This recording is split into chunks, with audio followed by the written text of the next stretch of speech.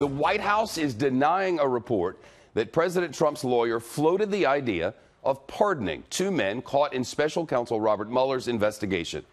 The New York Times is reporting in this afternoon's editions that the attorney John Dowd suggested pardons for President Trump's former campaign chairman Paul Manafort and the fired National Security Advisor Michael Flynn.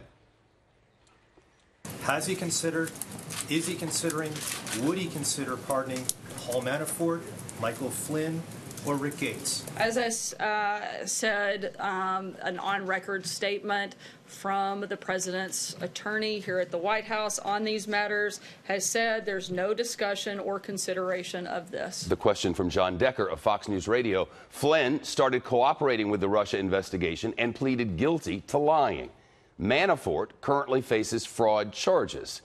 And Peter Doocy has the rest of Fox Top Story live in Washington. Peter? Shep, the White House lawyer who reportedly talked to attorneys for Michael Flynn and Paul Manafort about pardons is John Dowd, the John Dowd who resigned from that position last week. And the word this afternoon from Ty Cobb, a White House lawyer still working with the president, is this, quote, "I've only been asked about pardons by the press and have routinely responded on the record that no pardons are under discussion or under consideration at the White House." Sarah Sanders, meanwhile, says that if the president wanted to pardon someone, he could, but she's not sure that that's ever been considered for Flynn or Manafort. The president has the authority to pardon individuals, but you're asking me about a specific case in which it hasn't been discussed, so I would not have brought that up with him. So Flynn pled guilty to lying, and right now his friends and family are trying to raise money for his legal bills, and Manafort is still fighting in courts in Washington and in Virginia, Shep. You're trying to get the case against him dropped in both of those courts, right?